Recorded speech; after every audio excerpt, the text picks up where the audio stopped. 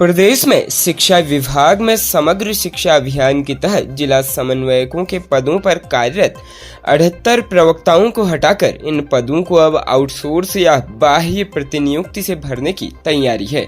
शासन ने शिक्षा मंत्री डॉक्टर धन सिंह रावत के निर्देश के बाद राज्य परियोजना निदेशक से इसके लिए 20 सितंबर तक प्रस्ताव मांगा है।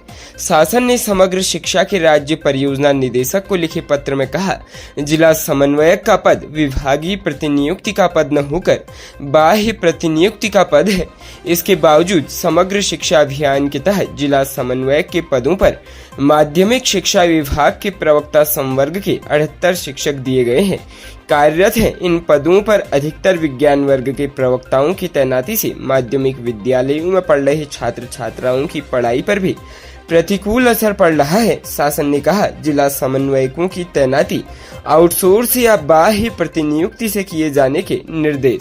अपर सचिव मेजर योगर यादव ने कहा कि समग्र शिक्षा अभियान के तहत जिला समन्वयकों के पदों पर नियमानुसार आउटसोर्स या प्रतिनियुक्ति के माध्यम से कार्मिकों की तैनाती के लिए 20 सितंबर तक प्रस्ताव उपलब्ध कराया जाए। राज्य शैक्षिक प्रबंधन एवं प्रशिक्षण संस्थान में भी शिक्षक और विभाग के अधिकारी बिना नियमावली के वर्षों से जमे हैं। तबादला एक्ट के तहत शिक्षकों के तबादलों के दौरान इन शिक्षकों को अनिवार्य तबादलों के लिए पात्रता सूची में नहीं दर्शाया गया, जिससे अन्य शिक्षकों में खासी नाराजगी है। राज्य के हल्द्वानी में एक युवक को फर्जी बैंक अफसर को बैंक खाते की निजी जानकारी देना महंगा पड़ गया। ओटीपी और क्रेडिट कार्ड नंबर के आधार पर ठग ने खाते से हजारों की रकम निकाल ली। अब पीड़ित ने पुलिस की शरण ली है। पुलिस ने मुकदमा दर्ज कर लिया है। मूनगली गार्डन निवासी राहुल चौधरी ने पुलिस को सौंपी तहरीर में कहा है कि वह बीती 1 सितंबर को एटीएम में पैसे निकालने गया। इस बीच उसके खाते से पैसे तो कट गए लेकिन निकले नहीं। कुछ देर बाद उसे एक शख्स का फोन आया। फोन करने वाले ने खुद को इंडिकेस बैंक का अधिकारी बताया और कहा कि उसके बैंक खाते में रुपए वापस आ सकते हैं। इसके लिए उसे कुछ प्रक्रिया पूरी करनी होगी। इस पर फोन करने वाले ने एक ऐप डाउनलोड करने को कहा। इसके बाद युवक ने फोन करने वाले शख्स को ओटीपी समेत क्रेडिट कार्ड नंबर दे दिया। इस बीच युवक को बैंक खाते से पैसे निकलने के मैसेज आने लगे।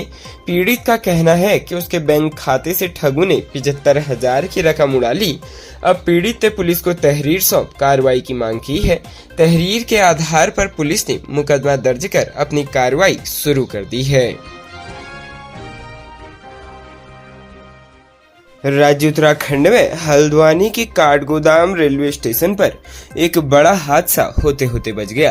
दरअसल यहां बीते दिन चलती ट्रेन से पैर फिसलने से महिला गिरने लगी। मौके पर पुलिस के जवानों ने तत्परता दिखाते हुए महिला की जान बचा ली।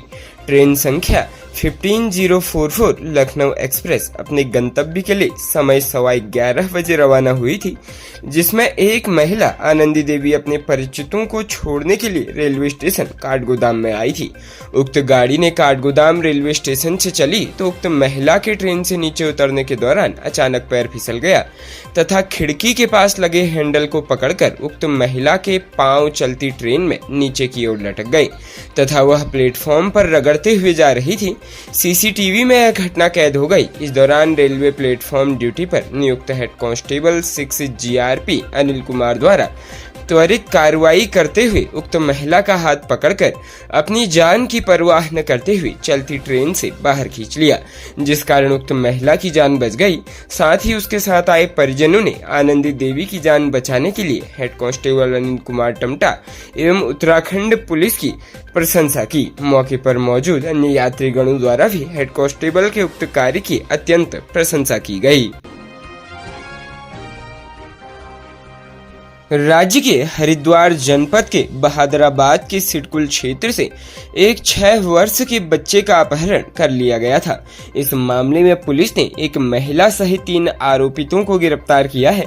मामले में खुलासा हुआ है कि महिला ने अपनी 3 बेटियां होने व बेटे की चाह में अपने किराएदार से 1 लाख रुपए में बच्चे का सौदा कर बच्चे का अपहरण करवाया था।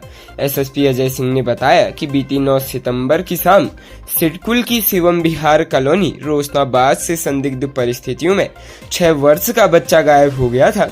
प्रकरण जब पुलिस थाने पहुंचा तो पुलिस ने बच्चे के पिता सुभाष प्रजापति की शिकायत पर अपहरण का अभियोग दर्ज कर लिया था।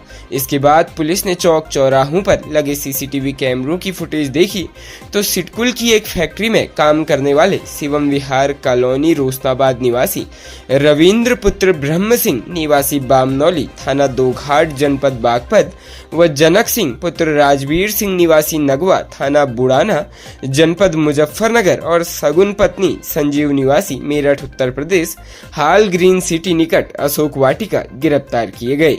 उनसे खुलासा हुआ कि जनक ने बच्चे को अपहरण करने से पहले उसे चॉकलेट बिस्किट और चाउमीन खिलाकर अपने भरोसे में लिया और 9 सितंबर को मौका मिलते ही बच्चे का अपहरण किया और बच्चा रविंद्र को सौंपा। रविंद्र ने बच्चे को सगुन नाम की महिला को पहले से तय 1 लाख रुपए में बेच दिया। एसएसपी ने बताया कि आरोपी रविंद्र पूर्व में सगुन के मकान में किराएदार था।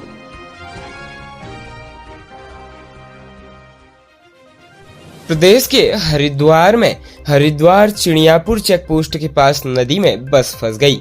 एसडीआरएफ ने बस में सवार लोगों सकुशल रेस्क्यू किया। बस में 53 यात्री सवार थे। पुलिस के मुताबिक आज 15 सितंबर 2023 को सिटी कंट्रोल रूम हरिद्वार द्वारा एसडीआरएफ टीम को सूचित किया गया कि हरिद्वार में चिड़ियापुर चेकपोस्ट के पास एक बस नदी में फंस गई है जिसमें कई लोग सवार हैं जिनके रेस्क्यू के लिए एसडीआरएफ की आवश्यकता है। सूचना पर एसडीआरएफ रेस्क्यू टीम एडिशनल उप निरीक्षक परविंदर धसमाना के नेतृत्व में मई रेस्क्यू उपकरणों की तत्काल घटनास्थल के लिए रवाना हुई। एसडीआरएफ टीम द्वारा त्वरित कार्रवाई करते हुए तत्काल घटनास्थल पर पहुंचकर रेस्क्यू ऑपरेशन शुरू किया और एक एक कर बस में सवार लोगों को रेस्क्यू कर सुरक्षित स्थान पहुंचाया गया। बस में सवार 6 लोग अत्यंत भयभीत होने के कारण बस से बाहर निकलकर पुल के नीचे पिलरों पर चढ़े गए थे। एसडीआरएफ द्वारा रोप के माध्यम से इन्हें रेस्क्यू कर सुरक्षित स्थान पर लाया गया। गौरतलब है कि बस नेपालगंज रुपेड़िया से हरिद्वार आ रही थी।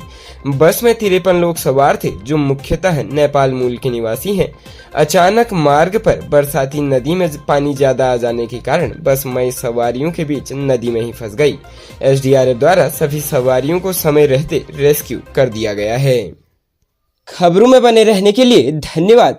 खबरों से प्रकाशित रहने के लिए कुमाऊनी कुटुंब को सब्सक्राइब करना न भूलें तथा खबरों को शेयर कर सहयोग प्रदान अवश्य करें।